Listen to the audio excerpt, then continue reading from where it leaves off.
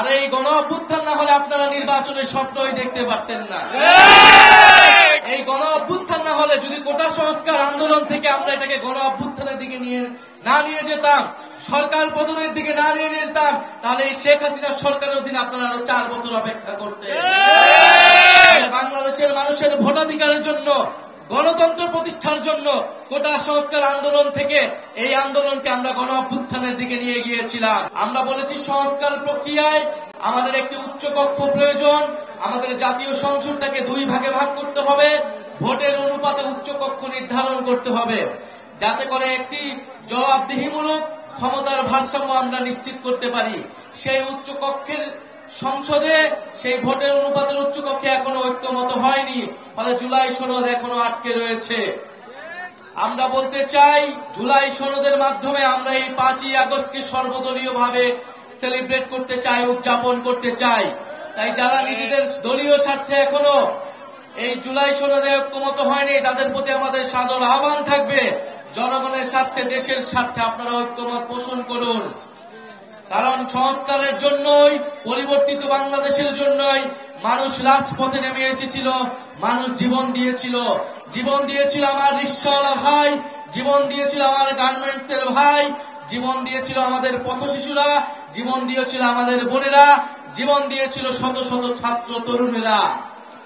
প্রিয় জামালপুরবাসী, এই জামালপুরে একটি একক আধিপত্য তৈরি করা হয়েছিল। জামালপুরে ভিন্ন রাজনৈতিক দলেরা কথা বলতে পারেনি, জামালপুরে ভিন্ন মত পোষণের কোন সুযোগ ছিল না। আমরা চাই জামালপুরে যাতে এই ধরনের পরিস্থিতি আবার কখনো না হয়, কিন্তু আমরা সেরকম আলামত বিভিন্ন জায়গায় দেখছি।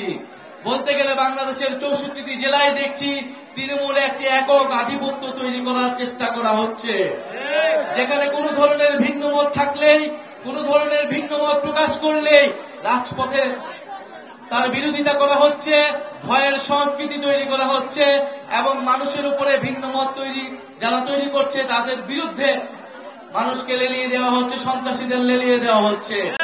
আমরা স্পষ্টভাবে বলতে চাই, গণ অভ্যুত্থানের শক্তি এখনো রাজপথে আছে। আমরা গণ অভ্যুত্থানের সময় সম্পূর্ণভাবে সংগঠিত ছিলাম না, আমাদের কোন রাজনৈতিক দল ছিল না, ফলে আমরা অনেক কিছুই করতে পারি নাই। কিন্তু আমরা সরকারের ভিতরে বাহিরে সর্বাত্মকভাবে চেষ্টা করেছি এই অন্তর্বর্তী সরকারকে, এই সময়ের রাজনীতিকে গণ অভ্যুত্থানের দিকে ধাবিত করার, এবং আমরা এই চেষ্টা এখনো জারি করে রাখছি। প্রিয় সংগ্রামী জামালপুরবাসী, আর কিছুদিনের মধ্যেই 5ই আগস্ট আসতে যাচ্ছে। আমাদের জুলাই গণ অভ্যুত্থানের 1 বছর পূর্তি হবে। 5ই আগস্টের আগে 3রা আগস্ট আমরা ঢাকায় জড়ো হব। আমরা বলেছি জুলাই সনদ এবং জুলাই ঘোষণাপত্র অবশ্যই 5ই আগস্টের মধ্যে জারি করতে হবে, এবং বিচার এবং সংস্কার এবং নতুন সংবিধানের প্রতিশ্রুতি নিশ্চিত করতে হবে। অনেকে বলে, বিভিন্নভাবে আমাদের বিরুদ্ধে প্রোপাগান্ডা করার চেষ্টা করা হচ্ছে, আমরা নাকি নির্বাচন বানচালের চেষ্টা করছি, আমরা নাকি নির্বাচন পিছিয়ে দেওয়ার চেষ্টা করছি। আর এই গণ অভ্যুত্থান না হলে আপনারা নির্বাচনের স্বপ্নই দেখতে পারতেন না। এই গণ অভ্যুত্থান না হলে, যদি কোটা সংস্কার আন্দোলন থেকে আমরা এটাকে গণ অভ্যুত্থানের দিকে নিয়ে যেতাম, সরকার পতনের দিকে নিয়ে যেতাম, তাহলে এই শেখ হাসিনা সরকারের অধীনে আপনারা আরো 4 বছর অপেক্ষা করতেন। বাংলাদেশের মানুষের ভোটাধিকারের জন্য, গণতন্ত্র প্রতিষ্ঠার জন্য কোটা সংস্কার আন্দোলন থেকে এই আন্দোলনকে আমরা গণ অভ্যুত্থানের দিকে নিয়ে গিয়েছিলাম। অবশ্যই আমরা নির্বাচন চাই, আমরা ভোটাধিকার চাই, আমরা মানুষের মত প্রকাশের অধিকার নিশ্চিত করতে চাই।